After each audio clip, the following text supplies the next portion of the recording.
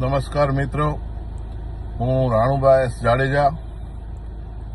હમણાં 2 દિવસ અગાઉ જે દહીસરા ગામે ઘટના બની છે તેને ખૂબ આકરા શબ્દોમાં વખોડું છું.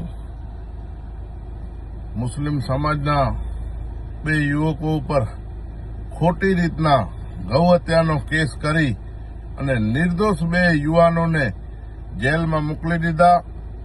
તેમના ફોટો પણ પોલીસ દ્વારા આરોપીઓ તરીકે વાયરલ કરવામાં આવ્યા. તે ખરેખર નિંદનીય બાબત છે. પોલીસની પ્રાથમિકતા તો એવે કોઈ પણ અરજી આવે, કોઈ પણ ઘટના બને તો નિષ્પક્ષ રીતે એની તપાસ કરે પોલીસ અને પછી જ એફઆઈઆર નોંધવામાં આવે છે.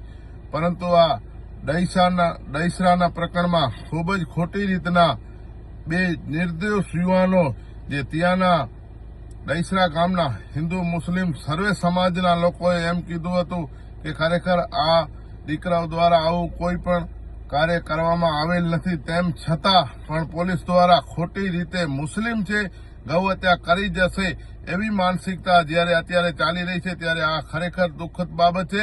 અને એના પછી 2 થી 3 જણા જે યુવકો છે હિન્દુ સમાજના છે એ લોકો એમ કહે છે કે અમે વાછરડીને કાપી હતી એવો વિડીયો બનાવ્યો અને ગ્રામજનો સામે કબૂલાત કરી છે. ત્યારે હવે આ પ્રકરણમાં હું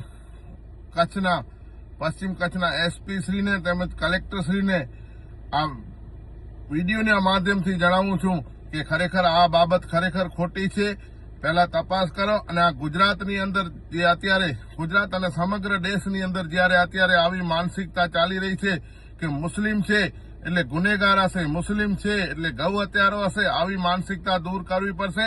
એના માટે હું મારા રાજપૂત સમાજ તેમજ હિન્દુ સમાજના લોકોને નમ્ર વિનંતી કરું છું કે આ કચ્છ અને ભારત છે, હંમેશા કચ્છ છે ભારત દેશની અંદર એ કોમી એકતાનો પ્રતીક રહ્યો છે. આપણે હિન્દુ મુસ્લિમ શીખ ઈસાઈ સર્વે એક છીએ. આપણો બંધારણ પણ એમ જ કહે છે અને આપણે આ જ દેશના વતની છીએ એટલે આપણે એકબીજામાં ભાઈઓની જેમ રહેતા આવ્યા છીએ. અને અમુક આવા લુખ્ખા તત્વો દ્વારા અને જે એનો નામ આપવામાં આવે છે કે આ ભાઈએ અમને કરાવ્યું છે, તો ખરેખર સંપૂર્ણ રીતે નિષ્પક્ષ રીતે તપાસ થવી જોઈએ. કોઈ પણ મુસ્લિમ સમાજનો છે અને માની લેવું કે ગૌ હત્યા કરી જશે એ માનસિકતા બહુ ખોટી કહેવાય. અને આમાં પોલીસ દ્વારા તપાસ કરવામાં આવે. કચ્છ જિલ્લો કોમી એકતાનો પ્રતીક છે. અગાઉ પણ મુસ્લિમ સમાજના ઘણા લોકોએ આ દેશ વિરુદ્ધ જે પ્રવૃત્તિઓ થતી હતી એમાં પોલીસ અને બીએસએફને જાણ કરી અને ઘણી વખત દેશની વફાદારી બતાવી છે. વારવાર મુસ્લિમ સમાજ પાસેથી જ દેશભક્તિનો અને દેશપ્રેમી છે એવી સર્ટિફિકેટો માંગવાવાળા આપણે કોમ છીએ. મુસ્લિમ સમાજના ઘણા બધા મહાન વ્યક્તિઓએ આ દેશ માટે બલિદાનો આપ્યા છે. ત્યારે આપણે આવી માનસિકતાથી દૂર રહેવું પડશે. અને ઘણા બધા મારા પણ મિત્ર સર્કલમાં એવા મુસ્લિમ સમાજના લોકો છે અત્યારે નોન વેજ પણ ક્યારે એ લોકોના પરિવારમાં પણ નથી ખાતા. તો આવી માનસિકતા આપણે જે વિચારી રહ્યા છીએ કે મુસ્લિમ હોય ને ગૌ હત્યા કરી છે, આ ખરેખર નિંદનીય બાબત છે. હું આ સમગ્ર ઘટનાને ખૂબ વખોડું છું. જે 2 નિર્દોષ દીકરાઓને જેલમાં મોકલી આપ્યા છે એમના પરિવાર ઉપર તેમજ એમના ઉપર શું વીતતી હશે. કારણ કે જ્યારે નિર્દોષ હોય, કોઈ ગુનેગાર ન હોય અને આવી પ્રવૃત્તિમાં જ્યારે કોઈને ખોટી રીતે ફસાવવામાં આવે અને પાછળથી કબૂલ કરે છે જે લોકો કે અમે કર્યું છે, તો જે લોકો, હું તો પોલીસ ખાતાને કહું છું કે તમારી પહેલા પ્રાથમિકતા હોવી જોઈએ તપાસ કરવાની અને પછી એફઆઈઆર કરવાની. ઘણા બધા એવા કિસ્સા હોય છે જે ગરીબ લોકો તમને સાચી ઘટના હોય અને એફઆઈઆર કરવાનું કહે ત્યારે તમે નથી કરતા, 10 દિવસ કાઢો છો. અને આવી જ્યારે કોઈ ઘટના આવે અને ત્યારે તમે એફઆઈઆર કરી નાખો છો તો આ શરમજનક વસ્તુ છે. પોલીસે પ્રજાની મિત્ર છે. પોલીસે સંવિધાન પ્રમાણે હાલવું જોઈએ. કોઈ માનસિકતાથી નહીં હાલવાનું કે આ હિન્દુ છે કે મુસ્લિમ છે.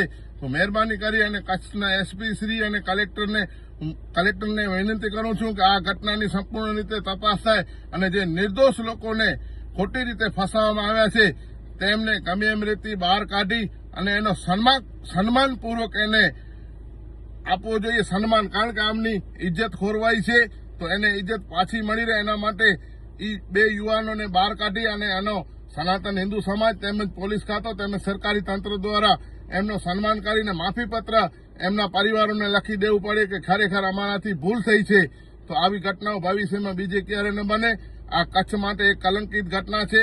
હું એક રાજપૂત ક્ષત્રિય તરીકે આ ઘટનાને વખોડું છું અને ભવિષ્યની અંદર આવી કોઈ ઘટના ન બને એના માટે હું પોલીસને અને સરકારી તંત્રને તાકીદ કરું છું અને હું ધન્યવાદ આપું છું દહીસરા ગામના સમગ્ર હિન્દુ સમાજના લોકો તેમજ મુસ્લિમ સમાજના લોકો જે આ ઘટના બાબતે બીજી જે હિન્દુ સમાજના લોકો હતા એનામાં વિડીયો બનાવી અને ચેટ સુધી તપાસ કરી અને ખરેખર જે સાચા ગુનેગારો છે એમને સજા મળે આના માટે પ્રયત્ન કર્યો.